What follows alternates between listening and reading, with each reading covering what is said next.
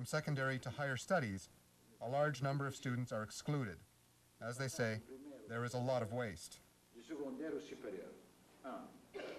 Deuxièmement, sur le plan de la langue, il y a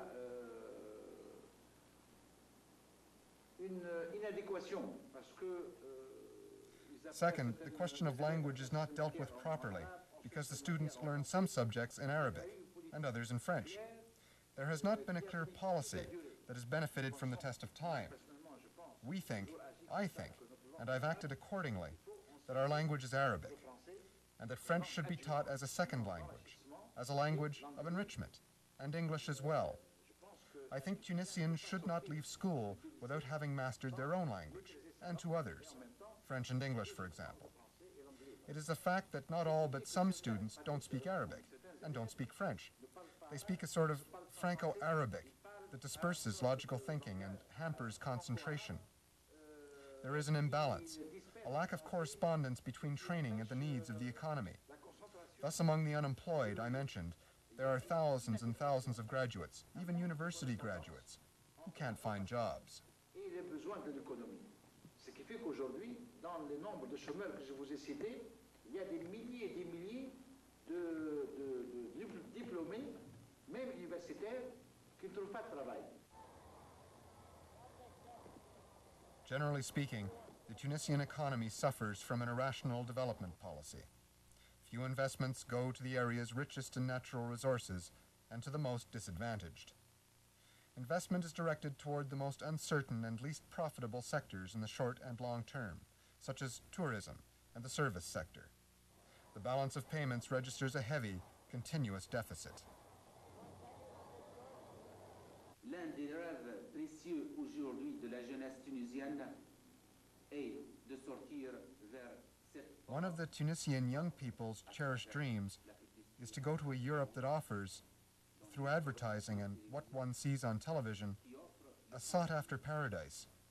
So thousands and thousands of young Tunisians wander in Europe, looking for a lost paradise. à la recherche du paradis perdu. If a person is unemployed, do they receive any state benefit?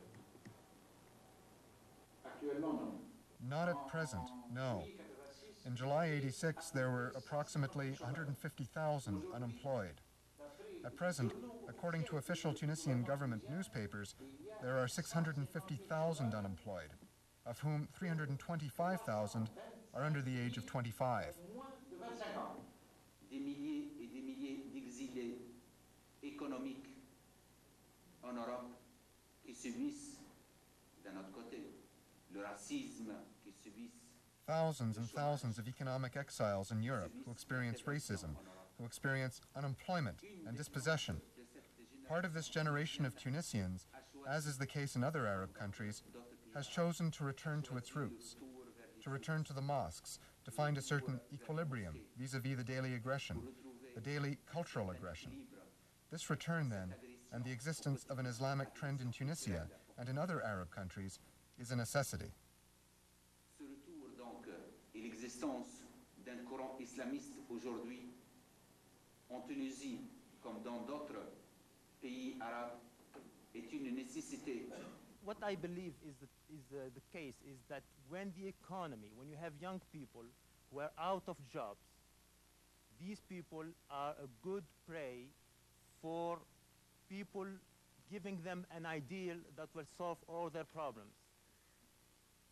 What I would like to hear, for example, from the Islamists, some comments about an economic program that will get Tunisia out and the young people of Tunisia who are unemployed to get out of the circle of unemployment. Do the Islamists have economic solutions? I keep saying maybe they have. What is it? They can take from the oil the only tank which is not empty in the Arab world. And what is this tank? Social mobilization. That's the only thing they can do better than any other political force now in the Arab world. They can reconnect the individual with the state. And this is a lot. This is very important. هذه النخبة التونسية نظام الأقلية في تونس The Tunisian elite, the power held by a minority in Tunisia, is an alliance between the police bludgeon, corrupt financiers, and a large part of the Marxist left that has lost hope of taking power and challenging the Islamists. Thus, the elite's basic objective has become the destruction of the Islamist program. There is no overall program in Tunisia today. No foreign or domestic policy, no economic policy, no educational policy that does not take into account a basic factor, that of confronting the Islamist movement in the name of modernism.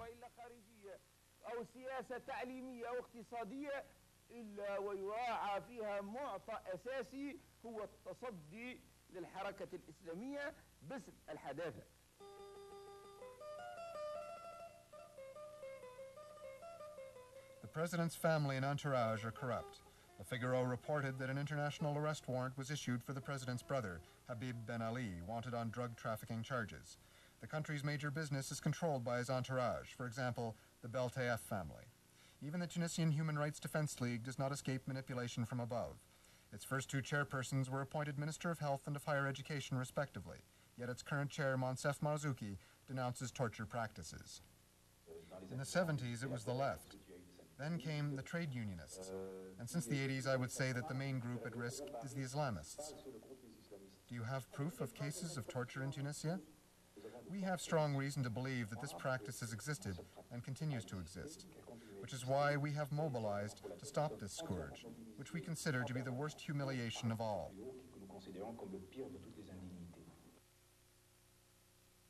A League member, Dr. Mustafa Ben Jafar, has stated that the government wants to make the League into a cell of the ruling party.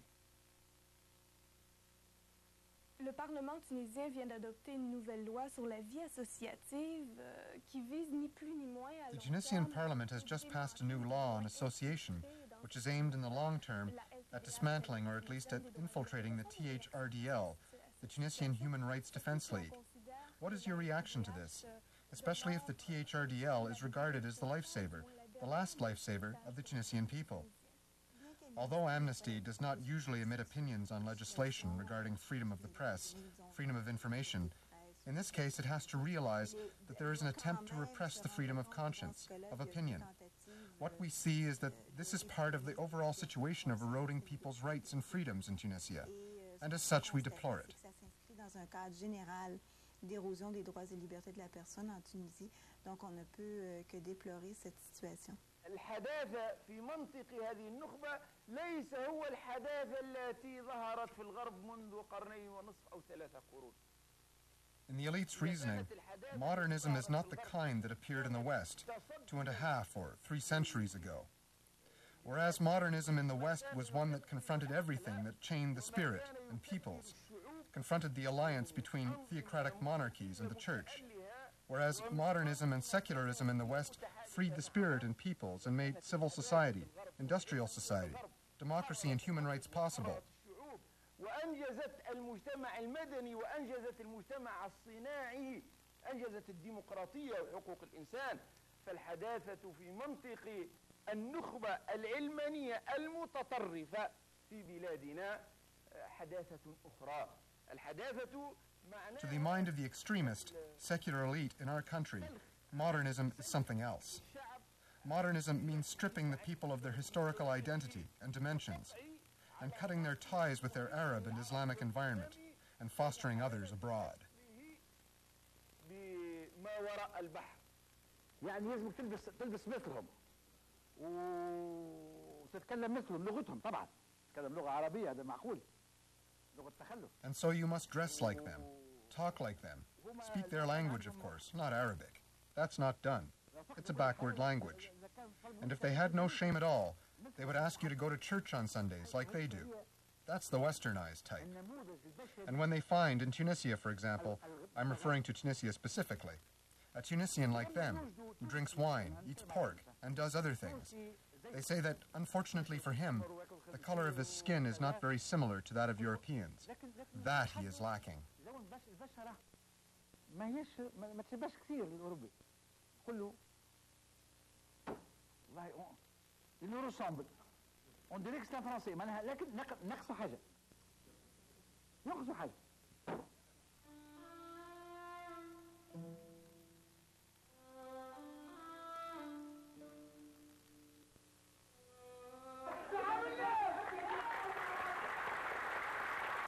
When Bourguiba came to power, he forced women to remove their veils by issuing a decree, number 108, forbidding the use of veils.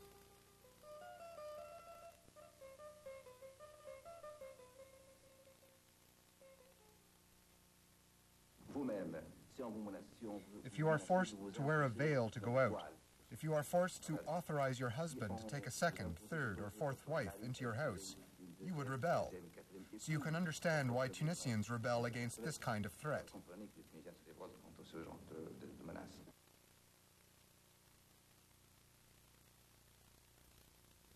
A number of women were even tortured for refusing to submit to the government's laws. Among them, Widad Larid, Zakia Chalfou, and Mrs. Mohamed Atriki. Most Tunisian women are illiterate. They work hard in the fields while the men drink tea and play cards at their local store.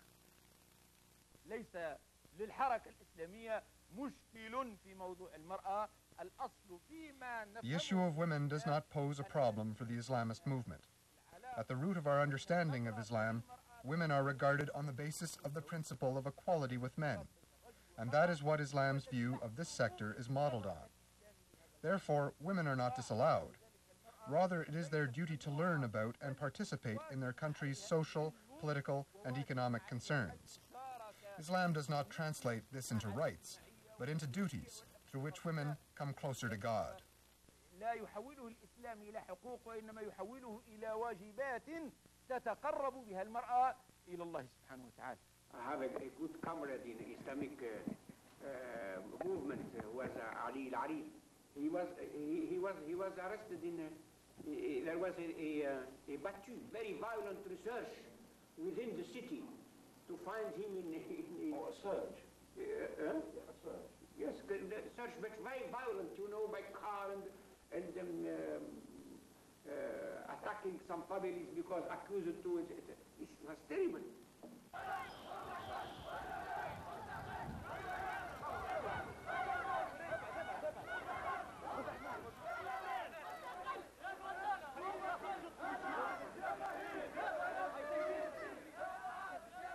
On April 2nd, 1989, Tunisian women turned out in large numbers for the first legislative and presidential elections held since November 7th, 1987.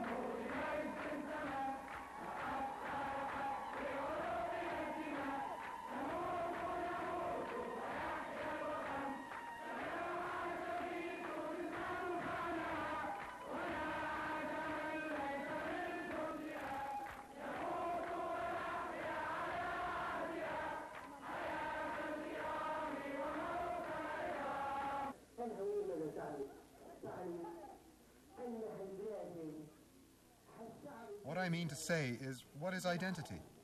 The Tunisian people who have lived for 14